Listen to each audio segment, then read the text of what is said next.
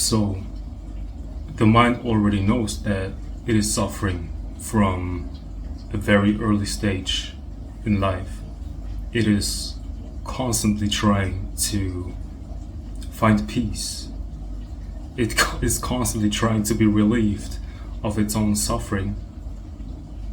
So it already knows from the age of maybe 5 years that it is constantly suffering, and it is constantly trying to find a way to get rid of it. Then we fall in love with objects or substances or people in relationships. And it's not a genuine love. It's more, there's this kind of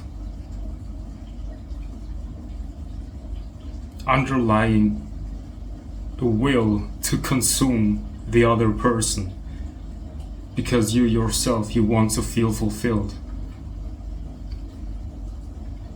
So this is what you call a codependency.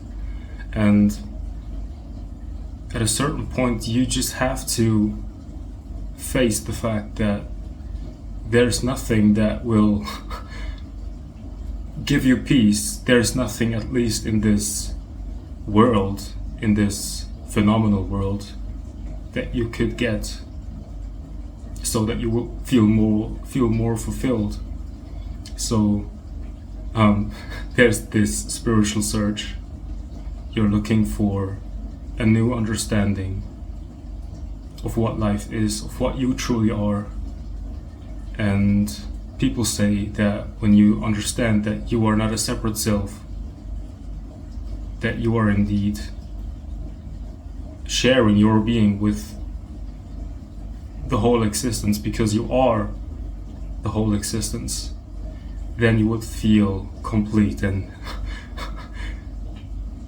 it is very annoying for the mind to hear those words, because the mind wants to understand it, but it's impossible. And maybe you're also on a journey on which you're trying to figure it out. But the thing is, what happens when you are on this journey is that you gain intellectual understanding of what the so-called truth is, and you also learn that the activity of the mind is creating this contraction. And then you want to kind of learn how to let go of that contraction. And by learning intellectually how to learn, by intellectually learning how to let go of contraction, you create more. So you basically at some point have to make the experience that being being what you already are, which is being, is already a state of letting go, in which you don't have to understand anything, in which you don't have to do anything. You don't have to meditate on a certain object. You are simply in a very natural, ordinary state of letting be. When I'm saying letting go, the mind could then think that it has to do something to let go. It's more in allowing. The separate self cannot stand acceptance. It needs resistance.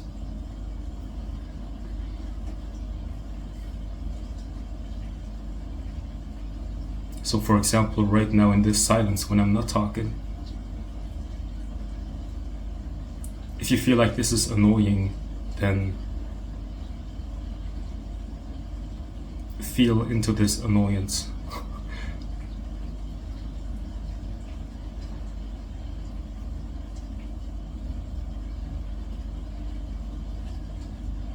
if you feel like it's easy to bear this silence, then you might already kind of grasp what the essence of your being is. Because it doesn't feel like you're losing time. You're chill.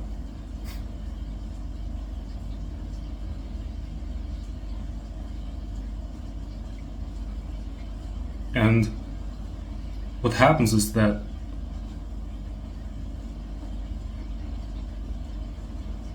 on the deepest core of what you are, there is peace. And it wants to come up. But in order to become present, you have to face all the emotions. You just have to face the garbage out of which the separate self is made of.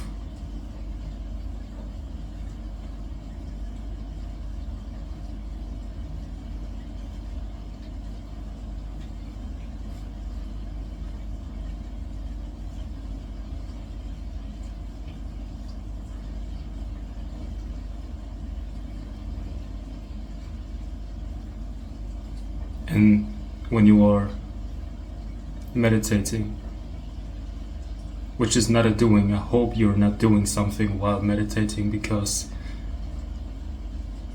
the non-meditation is the best meditation.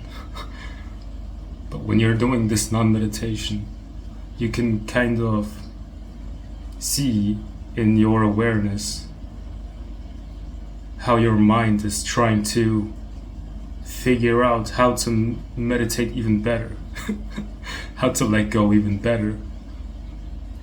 Am I doing something wrong? Why is it feeling like this? I must do something wrong. And then you kind of feel the pull to open your eyes and do something to figure out what you've done wrong, or something like that could happen. Just observe that and know that this is the mind. You're not doing something wrong. Your being is already allowing that resistance to be in its field. And when you become established in your true identity, which means you recognize who you are, you're not the activity of the mind,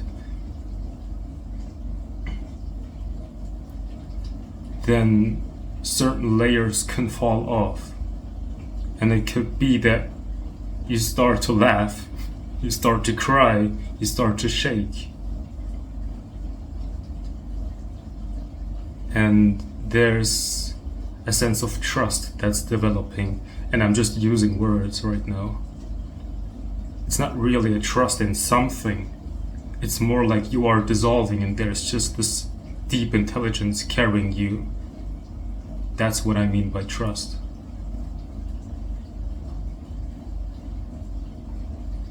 That kind of trust is developing and it's pervading your body. It becomes lighter, more transparent.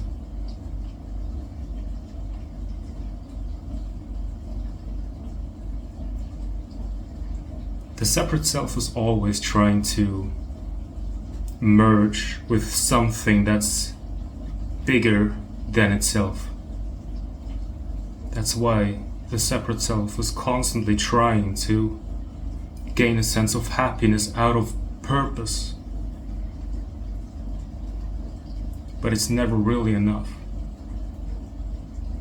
If the separate self fails to find a purpose, it is trying to fill this void with relationship or sex or drugs or friends or money. It is constantly trying to merge with something it thinks is bigger than itself, and it's never really satisfying. And people who believe themselves to be spiritual people often take certain substances like LSD and mushrooms, and those substances make you feel Like you can finally allow the movie to play out, and the controller, the doer, the self, the small self is dissolving into that movie, which is why people, spiritual people, like those substances, because they think they have a profound moment of realization, but it's always temporary. What you're looking for is actually, you're actually trying to have this experience all the time, because you know it's your authentic self to flow with the whole the wholeness of the isness, the whole life, because you're not separate from it. You're trying to have this experience because you know that's you. You're not separate from it. Being separate from it means you think you have control over it. And you believing that you are a separate self is a constant stress factor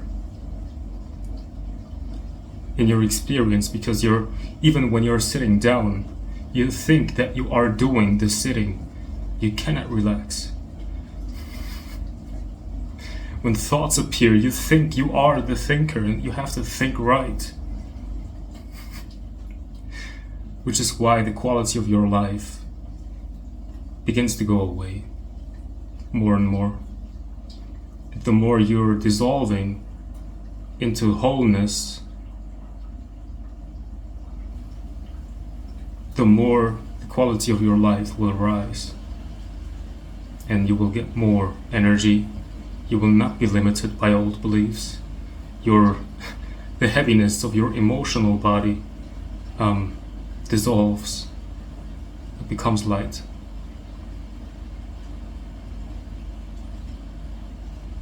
And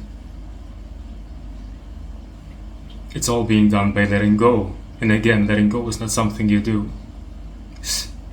It is already what you are when you stop doing. When you stop doing.